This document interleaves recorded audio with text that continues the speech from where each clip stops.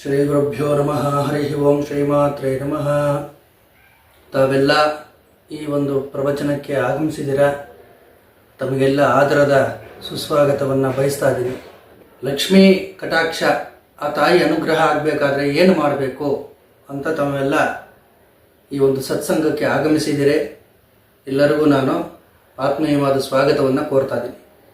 ಲಕ್ಷ್ಮಿ ಅಂದರೆ ಯಾರು, ಅವಳ ಒಂದು ವ್ಯಕ್ತಿತ್ವ ಏನು, ಆ ದೇವತಾ ಶಕ್ತಿ ಅಂದರೆ ಏನು, ಇದರ ಬಗ್ಗೆ ಎಲ್ಲ ನಾವು ಮೊದಲು ತಿಳ್ಕೋಬೇಕು. ಲಕ್ಷ್ಮಿ ಅಂತ ಹೇಳಿದ್ರೆ ಲಸತ್ ಅಂತಕ್ಕಂಥ ಸಂಸ್ಕೃತ ಶಬ್ದ ಏನದು ಅಂದರೆ ಹೊಳೆಯೋದು, ಹೊಳಪು ಎಲ್ಲಿರುತ್ತೋ ಅಲ್ಲಿ ಲಕ್ಷ್ಮಿ ಇರ್ತಾಳೆ ಅಂತ. ಅವಳ ಸ್ವಭಾವವೇ ಹೊಳಪಿನ ಸ್ವಭಾವ ಅಂತ ಅರ್ಥ ಬರುತ್ತೆ. ಏನು ಹೊಳಪು ಅಂತ ಹೇಳಿದ್ರೆ ಮನಸ್ಸಿನ ಹೊಳಪು, ದೇಹದ ಹೊಳಪು, ವ್ಯಕ್ತಿತ್ವದ ಹೊಳಪು, ಮಾತಿನ ಹೊಳಪು, ಇವೆಲ್ಲ ಲಕ್ಷ್ಮೀ ತತ್ವದ ಪ್ರಧಾನ ಲಕ್ಷಣಗಳು ಅಂತ ನಾವು ಹೇಳ್ಬೋದು. ಅಂದರೆ ಯಾರ ಮನಸ್ಸು ಶುದ್ಧವಾಗಿರುತ್ತೋ, ಕಳಂಕರಹಿತವಾಗಿರುತ್ತೋ, ಕಲ್ಮಶ ಎಲ್ಲಿರಲ್ವೋ ಅಲ್ಲಿ ಲಕ್ಷ್ಮೀ ತತ್ವ ಆವಿರ್ಭಾವ ಆಗುತ್ತೆ ಅಂತ. ಅಂದರೆ ಸುಮ್ಮನೆ ನಾವು ಕಷ್ಟಪಟ್ಟು ದುಡಿತೀವಿ, ಸಂಪಾದನೆ ಮಾಡ್ತೀವಿ, ಲಕ್ಷ್ಮಿ ಅನುಗ್ರಹ ಆಗ್ಬಿಡುತ್ತೆ ಅನ್ನೋ ಸುಳ್ಳು. ಯಾಕಂತ ಹೇಳಿದ್ರೆ ಮಾತಿಗೂ ಲಕ್ಷ್ಮಿಗೂ ಸಂಬಂಧ ಇದೆ, ನಮ್ಮ ವಾಕ್ಶಕ್ತಿಗೂ ಲಕ್ಷ್ಮೀ ತತ್ವಕ್ಕೂ ಸಂಬಂಧ ಇದೆ ಅಂತ ಹೇಳ್ತಾರೆ. ಅದಕ್ಕೆ ಲಕ್ಷ್ಮೀ ಕುರಿತಾದ ಮಂತ್ರಗಳು ಬರುತ್ತೆ. ವೇದದಲ್ಲಿ ಏನು ಹೇಳ್ತಾರೆ? ಸಕ್ತು ಮುದಿತ ಉನಾ ಪುನಂತೋ ಯತ್ರ ಧೀರ ಮನಸಾ ವಾಚಮಕ್ರದ ಅತ್ರ ಸಖಾಯ ಸಖ್ಯಾನಿ ಜಾನತೆ ಭದ್ರೈಷಾ ಲಕ್ಷ್ಮೀರ್ ನಿಹಿತಾದಿ ವಾಚಿ ಅಂತ ಹೇಳಿದ್ರು. ಅಂದರೆ ನಮ್ಮ ಮನಸ್ಸಿಗೂ ಮಾತಿಗೂ ಮಧ್ಯದಲ್ಲಿ ಒಂದು ಜರಡಿ ಇದೆಯಂತೆ. ಆ ಜರಡಿ ಏನು ಮಾಡಬೇಕು ಅಂದರೆ ಮನಸ್ಸಲ್ಲಿ ಏನೇನು ಆಲೋಚನೆ ಬರುತ್ತೋ ಅದನ್ನೆಲ್ಲ ಬಾಯಲ್ಲಿ ಹೇಳ್ಬಿಡೋದಲ್ಲ, ಅದನ್ನು ಜರಡಿ ಹಿಡಿದು ಜಳ್ಳು ಪಳ್ಳು ಇದನ್ನೆಲ್ಲ ಆಚೆ ಕಡೆಗೆ ತೂರಿ ಇನ್ನೊಬ್ಬರ ಮನಸ್ಸಿಗೆ ನೋವಾಗದೇ ರೀತಿ ಯಾರು ಮಾತಾಡ್ತಾರೆ ಅತ್ರ ಸಖಾಯ ಸಖ್ಯಾನಿ ಜಾನತೆ ಭದ್ರೈಷಾಂ ಲಕ್ಷ್ಮೀ ನಿದಾದಿ ವಾಚಿ, ಅವರಿಗೆ ಗೆಳೆಯರು, ಬಂಧು ಮಿತ್ರರು ಅವರ ಕಡೆ ಆಕರ್ಷಿತರಾಗ್ತಾರೆ. ಆಕರ್ಷಣಾ ಶಕ್ತಿ ಅವರಲ್ಲಿ ಬೆಳೆಯುತ್ತೆ. ಆಕರ್ಷಣಾ ಶಕ್ತಿ ಅವರಲ್ಲಿ ಬೆಳೆದು ಅವರ ಮಾತಿನಲ್ಲಿ ಲಕ್ಷ್ಮಿ ಬಂದು ಕೂತ್ಕೊಳ್ತಾಳಂತೆ. ಅವರ ನಾಲ್ಗಿನಲ್ಲಿ ಲಕ್ಷ್ಮೀ ದೇವಿ ಬಂದು ಕೂತ್ಕೊಳ್ತಾಳೆ. ಇದು ವೇದದಲ್ಲಿ ಹೇಳಿರುವಂಥ ಒಂದು ಲಕ್ಷ್ಮೀ ರಹಸ್ಯ ಆಯಿತು.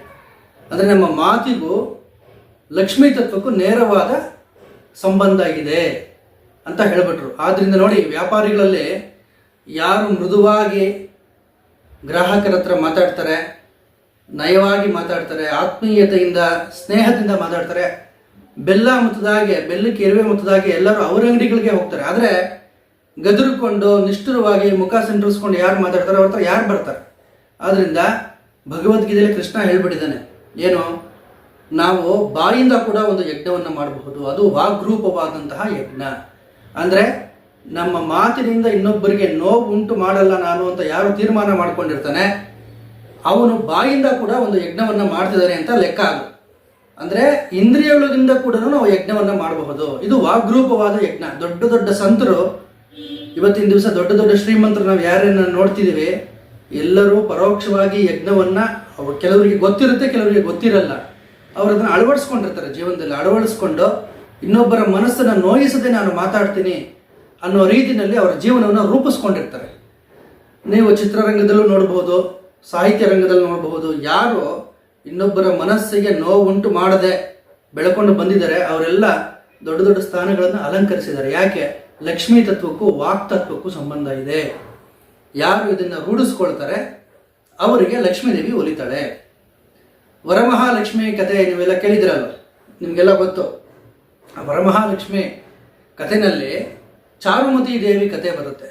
ಚಾರುಮತಿ ದೇವಿ ಲಕ್ಷ್ಮೀ ದೇವಿಯ ದೊಡ್ಡ ಔಪಾಸಕಿಯವಳು.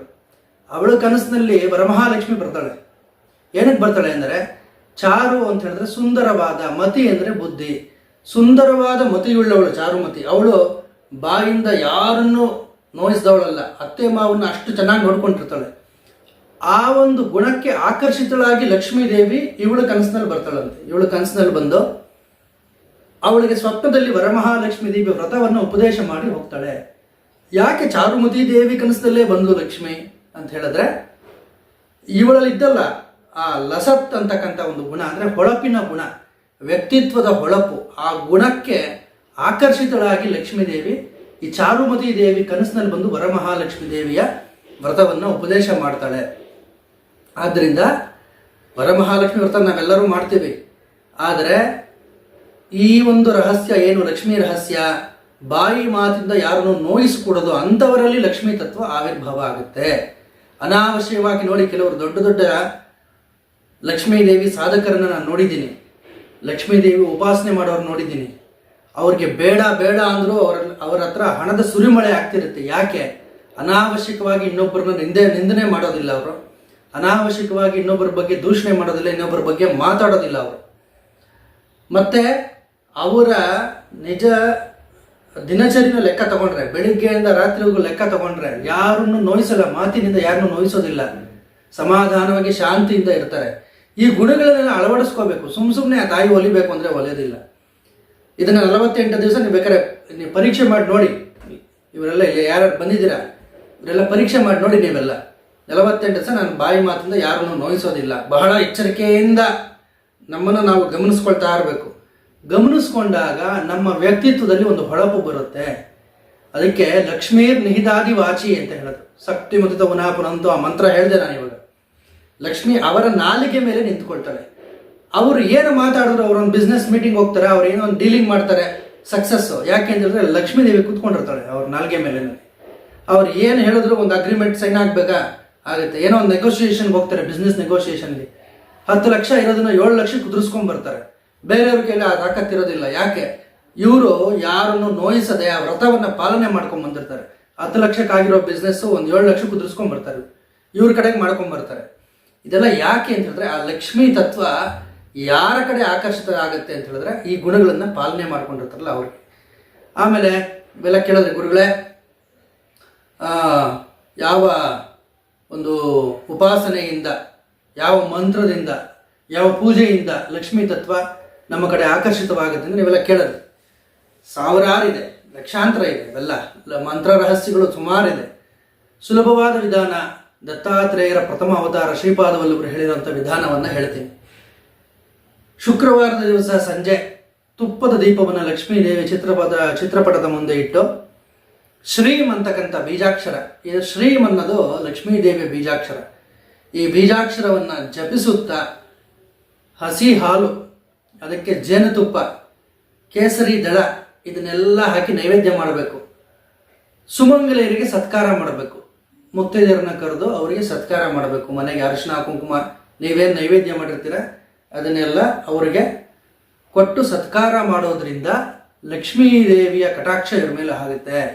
ಇದನ್ನ ಮಾಡ್ಕೊಂಡು ಹೋಗ್ಬೇಕು. ಶುಕ್ರವಾರ ಮಾಡ್ಕೊಂಡು ಹೋಗ್ಬೇಕು. ಆಗ ಆ ತಾಯಿಯ ಅನುಗ್ರಹ ಆಗುತ್ತೆ. ಬರೀ ಪೂಜೆಯಿಂದ ತಾಯಿ ಒಲಿಯೋದಿಲ್ಲ, ನಮ್ಮ ವ್ಯಕ್ತಿತ್ವದಲ್ಲಿ ಮಾರ್ಪಾಟಾಗಬೇಕು. ನಮ್ಮ ನಾಲಿಗೆನಲ್ಲಿ ವಾಕ್ಶುದ್ಧಿ ಆಗಬೇಕು. ವಾಕ್ಶುದ್ಧಿ ಅಂತ ಹೇಳ್ತೀವಿ ನಾವು. ವಾಕ್ಶುದ್ಧಿ, ವಾಕ್ಸಿದ್ಧಿ ಎರಡೂ ಬೇಕು ಮನುಷ್ಯನಿಗೆ.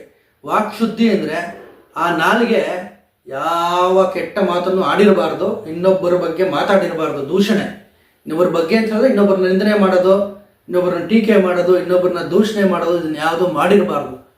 ಅಂಥವರ ನಾಲಿಗೆ ಮೇಲೆ ಆ ತಾಯಿ ಬಂದು ಕೂತ್ಕೊಳ್ತಾಳೆ. ಇದು ವೇದದಲ್ಲಿ ಹೇಳಿದೆ, ಇದು ಕಟ್ಟುಕತೆ ಇಲ್ಲ. ವರಮಹಾಲಕ್ಷ್ಮಿ ವ್ರತದ ಉದಾಹರಣೆ ಕೊಟ್ಟೆ. ಚಾರುಮತಿ ದೇವಿ ಆ ವ್ರತವನ್ನು ಪಾಲನೆ ಮಾಡಿದ್ರಿಂದ ಲಕ್ಷ್ಮಿ ಅವಳ ಕನಸಿನಲ್ಲಿ ಬಂದಳು. ಆದ್ದರಿಂದ ಇದನ್ನ ಮಾಡ್ಕೋಬೇಕು. ಶುಕ್ರವಾರದ ದಿವಸ ಸಂಜೆ ಆ ತಾಯಿ ಬರ್ತಕ್ಕಂಥ ಸಮಯ, ಇದನ್ನ ಮನಸ್ಸಿನಲ್ಲಿ ಇಟ್ಕೊಂಡು ಶ್ರೀಮ್ ಅಂತಕ್ಕಂಥ ಬೀಜಾಕ್ಷರನ ಒಂದು ಅರ್ಧ ಗಂಟೆ ಜಪ ಮಾಡಿ ತುಪ್ಪದ ದೀಪವನ್ನು ಹಚ್ಚಿ ಹಸಿ ಹಾಲಿಗೆ ಕೇಸರಿ, ಜೇನುತುಪ್ಪ, ಕೇಸರಿ ದಳಗಳು. ಈ ಕೇಸರಿ ಅಂದರೆ ಇವಾಗೆಲ್ಲ ನಿಮಗೆ ಗೊತ್ತಿದೆ, ಎಲ್ಲ ಕಲಬೆರಕೆನೆ ಸಿಗ್ತಾ ಇರೋದು. ಆಯುರ್ವೇದಿಕ್ ಅಂಗಡಿಗೆ ಹೋದ್ರೆ ಪ್ಯೂರ್ ಕೇಸರಿ ಕೊಡ್ತಾರೆ. ಆ ಕೇಸರಿ ದಳಗಳನ್ನು ಹಾಕಬೇಕು ಹಾಲಿಗೆ. ಅದು ನೆನೆದಾಗ ಎಲ್ಲ ಅದರ ಬಣ್ಣನ ಹಾಲು ಎಳ್ಕೊಳ್ಳುತ್ತೆ, ಕೇಸರಿ ಬಣ್ಣಕ್ಕೆ ತಿರುಗುತ್ತದೆ ಹಾಲು. ಅದನ್ನು ನೈವೇದ್ಯ ಮಾಡಿ ತೀರ್ಥ ರೂಪದಿಂದ ನೀವು ಸ್ವೀಕಾರ ಮಾಡಿ ಬಂದವರಿಗೆಲ್ಲ ಕೊಟ್ಟು ಇದನ್ನು ಮಾಡಿಕೊಂಡ್ರೆ ಲಕ್ಷ್ಮೀ ದೇವಿ ಅನುಗ್ರಹ ಖಂಡಿತವಾಗುತ್ತೆ. ಇನ್ನೊಂದು ಅಂಶ, ಈ ಲಕ್ಷ್ಮೀ ಸಾಧನೆ ಮಾಡೋದು ತುಂಬಾ ಗೋಪ್ಯ, ಯಾರಿಗೂ ಹೇಳೋದಿಲ್ಲ ನಾವು ಈ ಥರ ಸಾಧನೆ ಮಾಡ್ತಿದ್ದೀವಿ ಅಂತ. ಇವಾಗ ಬಹಳಷ್ಟು ಜನ ಯಾರಿಗೂ ತಿಳಿದಿರನೇ ಸಾಧನೆನ ಮಾಡ್ತಿರ್ತಾರೆ. ಲಕ್ಷ್ಮೀ ತತ್ವ ಬಹಳ ಗೋಪ್ಯ. ಅದು ಏನು ಇನ್ನೊಂದು ಪ್ರಧಾನವಾದಂತಹ ಒಂದು ಗುಣವನ್ನ ನಾವು ರೂಪಿಸ್ಕೋಬೇಕು ಲಕ್ಷ್ಮೀ ದೇವಿ ಬಗ್ಗೆ, ಆ ತಾಯಿನ ಒಲಿಸ್ಕೋಬೇಕು ಅಂತ ಹೇಳಿದ್ರೆ ಅಂದರೆ, ನಾವು ಹಾಕೊಳ್ಳುವಂಥ ಬಟ್ಟೆ, ನಮ್ಮ ವೇಷಭೂಷಣ, ಇದು ಕೂಡ ಈ ತತ್ವದಿಂದಲೂ ಲಕ್ಷ್ಮೀ ದೇವಿ ಆಕರ್ಷಿತಳಾಗ್ತಾಳೆ. ಏನು ಹೇಳ್ತಾರೆ, ನಾವು ಮನೆಯಲ್ಲಿ ಶ್ರೀಗಂಧದ ತುಂಡು, ಪ್ರತಿಯೊಬ್ಬರು ಮನೆಯಲ್ಲಿ ದೇವ್ರ ಪೂಜೆ ಮಾಡೋರು ಇಟ್ಕೊಂಡಿರ್ತಾರೆ, ಗಂಧ ತೆಗೆದು ದೇವರಿಗೆ ಹಚ್ತಿರ್ತಾರೆ. ಆ ಗಂಧವನ್ನು ಹಣೆಗೆ ಲೇಪನ ಮಾಡ್ಕೋಬೇಕಂತೆ.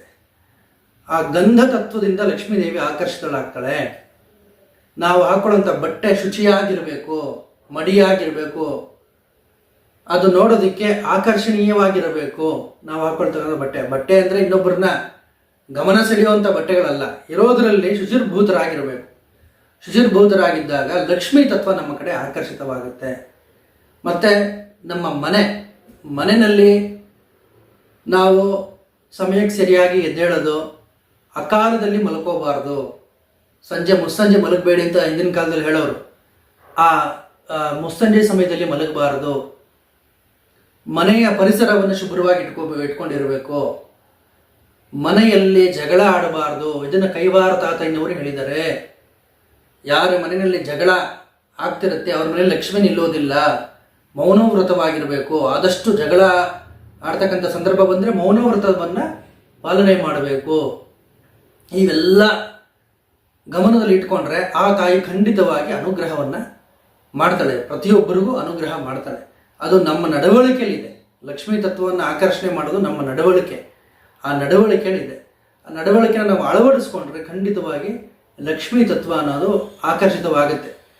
ಅದು 100ಕ್ಕೆ 100 ನಿಜ. ನಾವು ಯಾರ್ಯಾರಿಗೆ ಹೇಳಿದ್ದೀವಿ, ಯಾರ್ಯಾರು ಪಾಲನೆ ಮಾಡಿದ್ದಾರೆ ಅವರಿಗೆಲ್ಲ ಅನುಗ್ರಹ ಆಗಿದೆ. ಶ್ರೀಪಾದವಲ್ಲಭರು ದತ್ತಾತ್ರೇಯರ ಪ್ರಥಮ ಅವತಾರ ಅವ್ರು ಏನು ಹೇಳಿದ್ದಾರೆ, ತುಪ್ಪದ ದೀಪ ಯಾವಾಗಲೂ ಲಕ್ಷ್ಮೀ ತತ್ವವನ್ನು ಆಕರ್ಷಣೆ ಮಾಡುತ್ತೆ. ನೀವೇನೇ ಲಕ್ಷ್ಮೀ ಸಾಧನೆ ಮಾಡಿದ್ರು ಲಕ್ಷ್ಮೀ ದೇವಿಯ ಚಿತ್ರಪಟದ ಮುಂದೆ ನೀವು ತುಪ್ಪದ ದೀಪವನ್ನು ಹಚ್ಚಿ, ನಾನು ಹೇಳ್ತಕ್ಕಂಥ ಬೀಜಾಕ್ಷರವನ್ನು ಜಪ ಮಾಡಬೇಕಾದ್ರೆ ತುಪ್ಪದ ದೀಪ ಹಚ್ಚಿ. ತುಪ್ಪದ ದೀಪ ಹಚ್ಚಿದಾಗ ಏನಾಗುತ್ತೆ ಅಂದರೆ ಲಕ್ಷ್ಮೀ ತತ್ವ ಪ್ರಕಟ ಆಗುತ್ತೆ. ಪ್ರಕಟ ಆಗಿ ಆ ಒಂದು ಆಶೀರ್ವಾದ ಅನ್ನೋದು ನಿಮಗೆ ಸಿಗುತ್ತೆ. ಕಮಲಾಕ್ಷಿ ಅಂತ ಬೀಜ ಸಿಗುತ್ತೆ. ತಾವರೆ ಬೀಜ ಅದನ್ನು ಕಮಲಾಕ್ಷಿ ಬೀಜ ಅಂತಾರೆ. ಈ ಕಮಲಾಕ್ಷಿ ಬೀಜವನ್ನು ಧಾರಣೆ ಮಾಡಿಕೊಂಡು, ಆದರೆ ಒಂದು ನಿಬಂಧನೆ, ಒಂದು ಎಚ್ಚರಿಕೆನ ಪಾಲನೆ ಮಾಡಬೇಕು. ಈ ಮಾಲೆ ಯಾವುದೇ ಕಾರಣಕ್ಕೂ ತುಂಡಾಗಬಾರ್ದು. ಆದ್ದರಿಂದ ನೀವು ಸಾಧನೆ ಮಾಡುವಾಗ ಮಾತ್ರ ನಿಮ್ಮ ಶರೀರದ ಮೇಲೆ ಹಾಕೊಂಡು ಆಮೇಲೆ ತೆಗೆದಿಟ್ಬಿಡಿ ಅದನ್ನು. ಆ ಕಮಲಾಕ್ಷಿ ಬೀಜ, ಆ ಕಮಲಾಕ್ಷಿ ಮಾಲೆನಲ್ಲಿ ಆ ಶ್ರೀಮ್ ಅಂತಕ್ಕಂಥ ಬೀಜಾಕ್ಷರವನ್ನು ನೀವು ಜಪ ಮಾಡಿ ಕೊರಳಲ್ಲಿ ಧರಿಸಿದ್ರೆ ಲಕ್ಷ್ಮೀ ಕಟಾಕ್ಷ ಖಂಡಿತವಾಗಿ ಆಗುತ್ತೆ.